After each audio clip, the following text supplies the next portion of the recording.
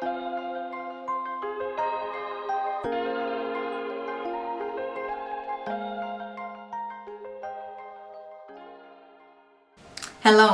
my name is Christina and welcome to the Christina Tsiripidou Show. This is another episode of my interview series, and today with me I have an amazing person called Orsi Kovacs. Orsi Kovacs is a life and business coach who moved from a 9-to-5 corporate job to becoming the boss of her own. She is passionate about coaching and helping people realize that even their worst fear can be overcome. She has written a book called Jump: How to Achieve Absolutely Anything in Just 3 months, where she shares her journey of transition. Her area of expertise are working with ladies and helping them reconnect with their hearts and find their way back to their feminine side, and supporting women who are ready to change their financial destiny and start moving towards achieving financial freedom. Welcome to the show, Orsi. It's lovely to have you here. And so I'd like to start this interview by you sharing your story, which is a great story, and I think that people that haven't heard about it, they should definitely hear it. Okay, well, where should I start? So basically, I was born in Hungary, in a very small town called Kisvárda, which is the northeast part of Hungary. And my family was not necessarily rich. Actually, we were not rich, or we were quite poor. But I always had this mentality that, if I want to do anything, that if I put everything into it, then I will eventually succeed. So obviously I, followed my parents' advice. I studied hard, I worked hard, but unfortunately working hard did not make me happy, at least not working for big corporate organizations. Even though I had great jobs and, great salaries, I was just drained every single day, and it wasn't my true purpose. And then luckily, now I can say luckily, 4 years ago I was diagnosed with, as you know, cancer. And that actually changed my entire life. I knew that something needed to be changed, and I wanted to live a healthy and long life. And so I understood that in order to do that, I need to follow my heart. And in the meantime, obviously, I became a qualified life and business coach, and I realized that my true calling, my true purpose is really helping people overcome their fears and just really find their true passion in life, and just whatever their dream is, just make it a reality. So I jumped, I left the corporate world. I didn't really have an option B or option even A, what to do next. All I knew is that I just can't fail, because, I'm gonna do my very best, and that has to be enough, which was, luckily, that was 2 years ago. Ever since, basically, I've been coaching, as you said, many clients. I set up my company. I set up actually more than one companies. And I'm living the time of my life. I'm financially free. I'm working with ladies, which I'm very passionate about, and basically helping anyone who just wants to come out of the rat race and follow my lead and become financially free, generate as many passive incomes as they possibly can. So that is my journey. And I think you're great at it. Like, you're the queen of, I think, passive income, because you were so passionate about it. You were talking about it, you were researching it, you were sending links, like even personal links to me. You were sending, oh, Christina, check this out, check that out, which I thought, oh my God, like, thank you so much. I was really grateful that I was exposed to all that information. Okay. And I just want to stress, actually, at this point, that you, when you started to make the transition, you actually did you have a passive income, or you didn't have a passive income? No, I didn't have passive income. I had some savings. Yeah. So that basically, it was my safety net, but obviously that wasn't that much. Yeah. So you didn't have your passive income, no secure job. You had cancer, so you had to deal with that. You didn't have a partner in life. Your best friend was living outside of London, so you didn't even have someone to turn to physically and to crown the shoulders of. But you managed to get 3 clients, and you also managed to turn a lot of your things around by being motivated to achieve and by having no plan B. So you didn't have actually plan B. Your motivation was, I need to achieve this. This is what I need to do. And I also need to become well because I have cancer. So I need to change my diet. And you did that. And you described that in your book, in your story. And I will link the link to Amazon for anyone that's interested in the description below. Thank you. And I'm really, I guess one of the interesting things about this book is you don't describe only your journey from leaving your job to finding a new job. You're describing also your journey from being single to finding a partner, from being ill to becoming well. And I think it's a lot of emotions and a lot of you in this book. It's a lot of personal book. And you put everything, like even things that you said, oh my God, I'm ashamed of this and maybe I shouldn't write this, but you still did it. And I loved it. And I really loved this book. Thank you very much. Yeah, I wanted to be as genuine as I possibly can be. And, you know, I mean, people think that I'm so lucky to have this or, you know, but actually that's not it. You know, we all have ups and downs in our lives. It's basically what makes us different from others is basically how we react to those things. So for instance, my mom was just basically diagnosed with breast cancer, which is awful, but actually I can look at it as, well, it's still, you know, it's really bad, but I can look at it as a turning point in her life. So now she's gonna take responsibility, she's gonna be looking after herself better, and I believe that she's gonna get well. So we all have these ups and downs. My life is nothing, you know, it's exactly the same as yours or anyone else's. But really what makes me probably a bit different is that I don't care what happens, I make it, you know, I make it work. I will learn from it. We all make mistakes and that is okay, as long as we learn from it and we grow. So, yes. That's beautiful. So I would like, because this is a health-related show, so I would like to focus a little bit on your cancer, if that's okay, and how, because there is so many people that get sick because of their lifestyle, because of what they eat. So can you explain, so what exactly happened? How did you get to have cancer, and how then you healed yourself? Sure. So as I said, it was 4 years ago when I went to this, checkup, and I didn't think that anything was wrong because, you know, I had an okay lifestyle. I wasn't healthy at all, but an okay lifestyle. And yeah, it was quite a shock when they told me that I had cervical cancer. So obviously, as probably anyone else would, I felt so sorry for myself in the first couple of months, and I didn't really know, you know, what to do. And luckily, one of my former colleagues, you know, did some research, and he came up with this idea that I should try this 5-2 diet, which and probably most of the viewers might know about. But it's basically fasting for 2 days and then eating normally for 5 days. And well, it has a lot of you know, positive benefits, obviously, apart from, you know, just helping your blood pressure or cholesterol level, obviously helped me as well, very much so. But obviously, if you want to lose weight, that's definitely the diet you need to try, because it's just amazing. I followed this diet, well, obviously I've been following it even now. It became my lifestyle and I just love it. Yeah.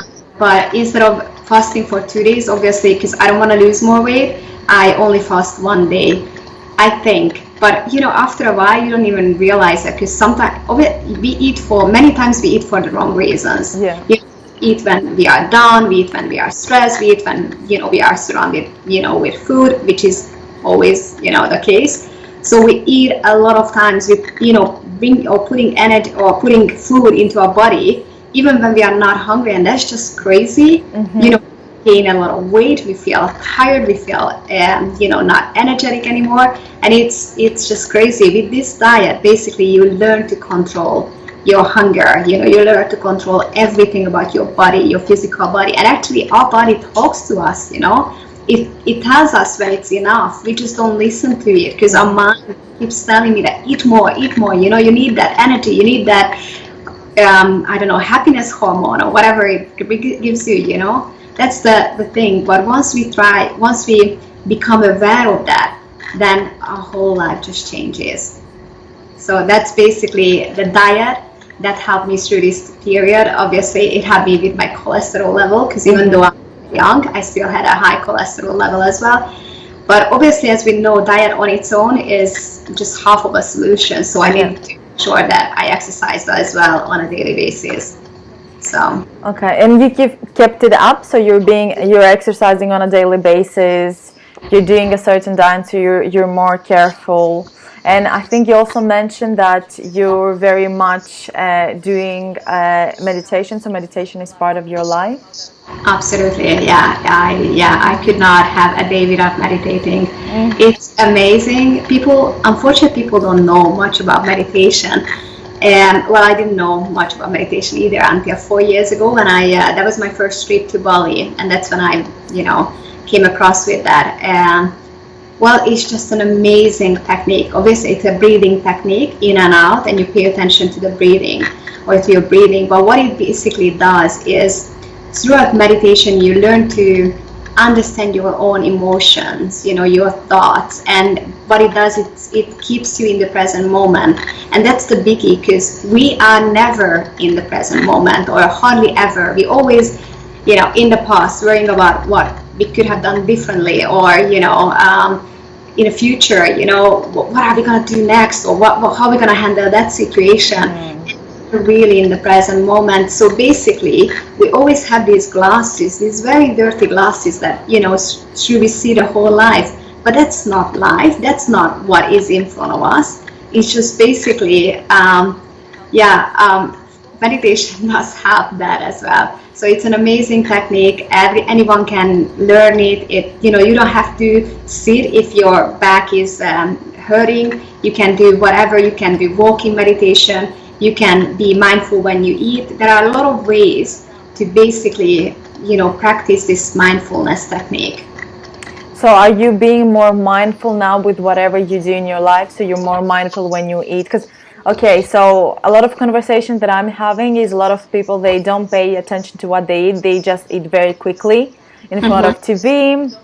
Or even when we go out, for example, people are more focused on talking and not so much on what they eat. Yeah, so have you noticed that you are being more careful with everything that you do, like for example, exercising, eating, having a shower, or being like you're a coach, so during your coach practices? Yeah, I mean, that was quite challenging. Obviously, at the beginning, I did my coaching studies in 2012. So obviously, I have a few years of experience by now. But at the very beginning, I remember while I was listening to my clients, I had my own thoughts, and it obviously didn't help because it wasn't my story, it was their story. So I needed to make sure that I was there with them in that very moment. So obviously it helped me very much, meditation. And yes, I am very mindful with everything I'm doing on a daily basis. And you know what? When you do that, you realize how beautiful this life is. I just went to this silent meditation retreat in Koh Phangan in January, basically, in Thailand. If anyone is around or anyone goes to Thailand, please visit that place. It's free of charge to attend. It's a 7-day retreat, silent, obviously, so you can't talk to anyone. You are, forced to be with yourself and meditate basically all day long. It was an amazing experience. Basically, in the first couple of days, I wanted to kill everyone, including myself. But after that, you got your breakthrough and you realize that you are surrounded with beautiful things that we don't pay attention, on a daily basis. Like even a spider can be so colorful and beautiful, and everyone around you. And a smile is just, when you see someone smiling, is like, oh my God, just makes your day. And small, teeny, tiny things that normally we don't pay attention to, with mindfulness, your whole world will change. Wow, it is really beautiful.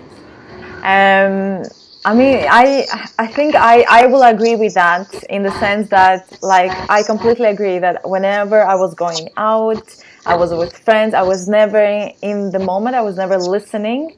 I was never there. I was always somewhere else Yeah. until I was introduced to meditation and mindfulness. It's unbelievable, but it has changed my life significantly. I think I'm more participating in life since then. That's amazing. Yeah, and you know what? That's what I'm saying. It's just so simple. So really, you don't have. It's not a rocket science. Anyone can meditate. All we need is some time. It can be 10 minutes. It can be even 5 minutes. That's all you have. I do meditation basically every single day for 20 minutes. I set my alarm.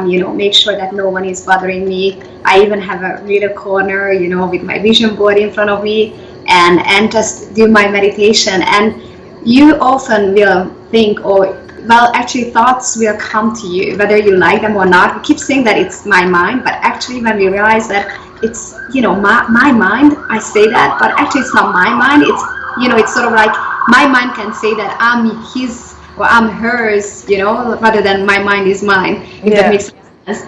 Because I'm not controlling it, I'm not able to control it, because thoughts are coming whether I like them or not. But the beauty is that if you don't get hung up on them, you can just let them pass by, and then just focus on your breathing. It's amazing. As I said, we always get distracted, but as we just have to realize them gently, and then just go back to our practice. Absolutely.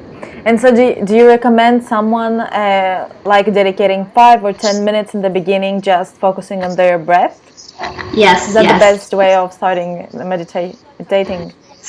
There are different meditations. The ones that I'm doing is anapanasati, which is basically breathing in and out, and it's basically focusing your breath. And there is another one which is insight meditation. That's the vipassana.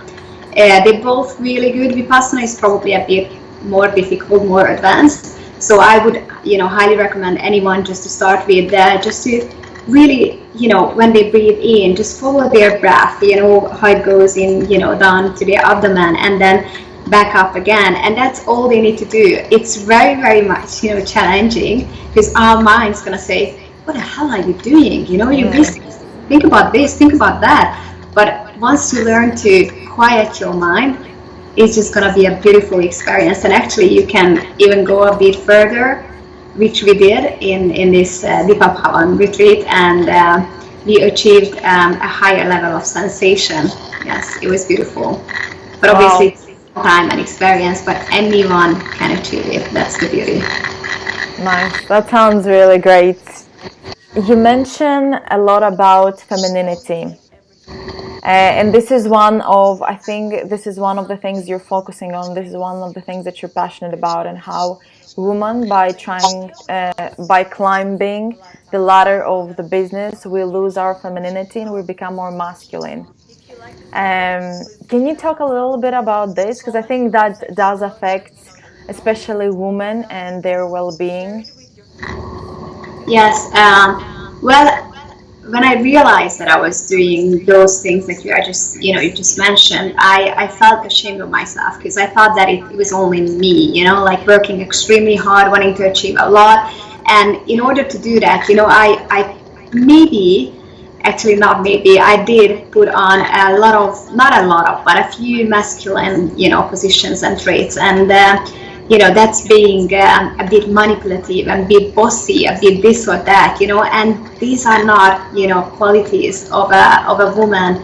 We actually, our core is love, but we often hide it, thinking of it as a weakness. It's not a weakness. It's the most beautiful thing that we can possibly do. And so basically, when I talk to many of my friends and clients, I realize that I'm not on my own in this. They do experience the same problem as well, and obviously we get out of balance, not just with ourselves, but with men as well. And that's not happening. We all want to be ravished and just be in a beautiful relationship, but because we want to be so strong warriors, then obviously it makes it much harder to find that one person that we want to spend the rest of our lives with. So once I realized that it's a problem not only for me but for others as well, I realized that something needs to be done. So I created a program around that. But also the other big problem that actually many women are suffering from is that they don't know how to accept and love themselves. And I think that's the basic, that's the basis of everything. So with any of my clients, women clients, feminine clients, we basically talk about that we learn to love ourselves, and that's the very first step. Nice.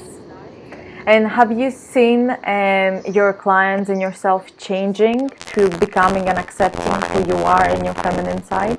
Yeah, so we all, even though we like it or not, we all play different kinds of games. Eric Bana was talking about people play different games, and we do that. And I'm not talking about games as board game or whatever, but games as we're trying to be better than what we truly are. And that's just not okay, especially when you think about it in relationship. We try to just show that the best side of ourselves, but actually we have some weaknesses as well. And even though we don't like those, the other person needs to know about that, because what happens in most cases, people get together, they pretend that they are these beautiful creatures, and after a while they decide to move in together, and then they realize that, oh my god, who is this person living next to me? She used to be so nice and whatever, and he used to be this or that. He's not that anymore. Why did she change? Why did he change? And once you understand, once you accept yourself for who you truly are, then you don't have to pretend that you are someone that you're really not. You can be yourself, and you love yourself. And that's the first step, not only for women, for men as well. I think I agree with you about the feminine side, and I think you're right. You weren't the only one. It's a very important project, and this is one of the projects that I really admire. And if I have friends that I would highly recommend to attend one, would be, I think, that understanding their feminine energy and their feminine side a little bit more, and accepting it and saying it's okay, because you're right, we are love. This is who we are. We are in the state of being, and this is a beautiful place to be. So we just need to be more aware about it. Exactly. And if you think about it, we are all unique, beautiful and unique. And, I don't want to see millions of Brad Pitts or millions of Angelina Jolies, running around the streets. I like the variety of people, and that's what really makes us so beautiful. So let's be proud of it. Yeah, that's absolutely right. But sometimes we have a lot of.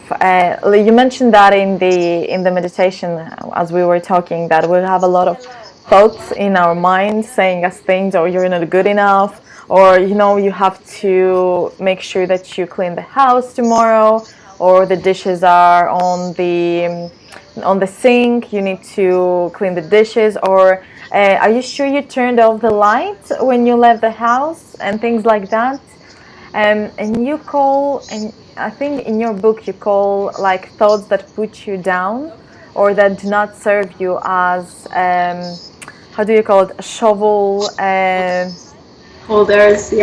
Shovel holders, which I thought it was a great way to put it. And so what would be your advice on how we can make sure that we minimize the importance of those shovel holders? Yeah, so these shovel holders, unfortunately, I have not made it up. It was someone else's, someone else made it up. I just really loved it when I heard this expression at one of the seminars.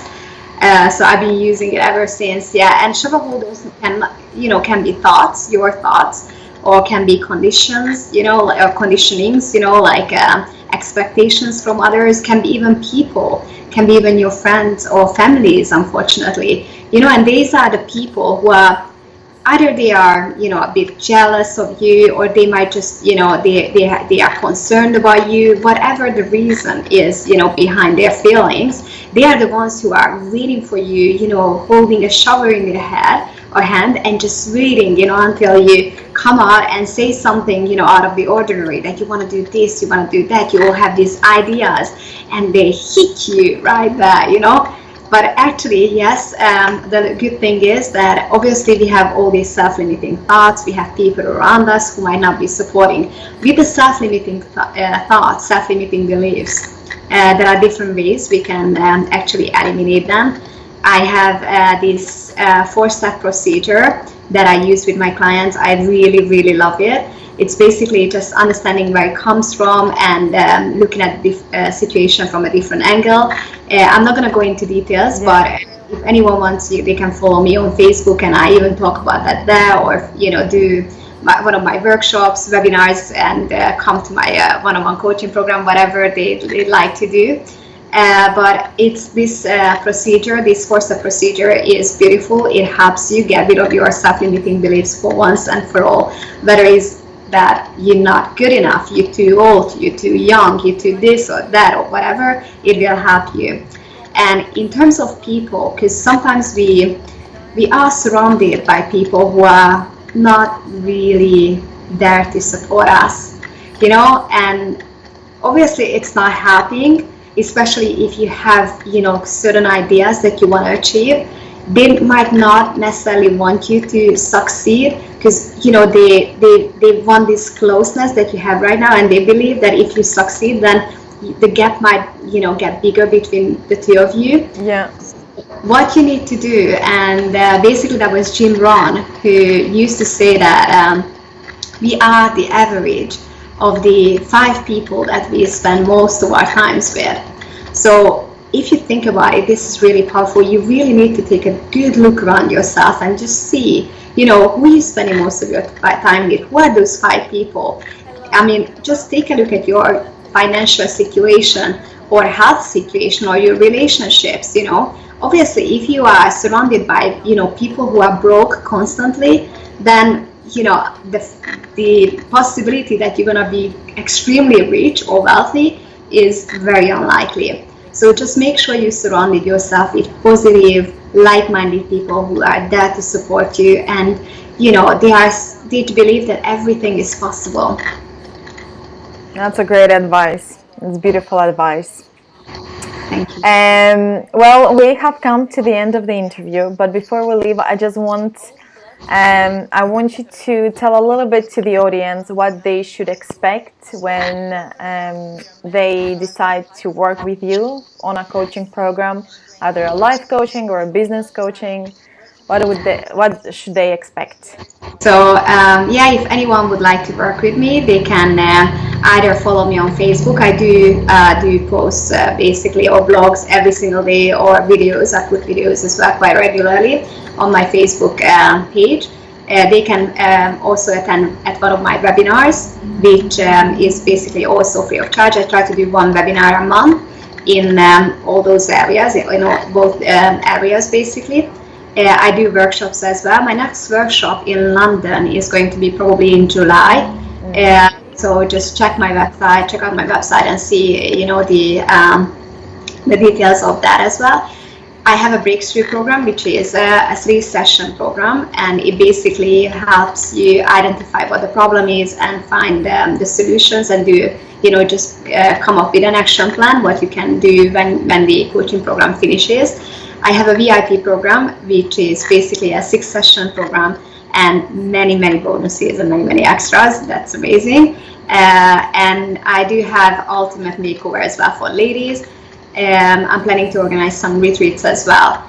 And but I also realized that many people, even though they want to grow, they want to overcome their difficulties or challenges in their lives, they might not be able to finance their coaching. So for that, I basically created a website, and it's called barterforyou.com, and that is basically there for everyone, regardless of how much money they have, to find a great coach. They can be life coaches, motivational coaches, career coaches, whatever they are looking for, and offer their expertise or a good or goods or products in return. So money does not have to be involved.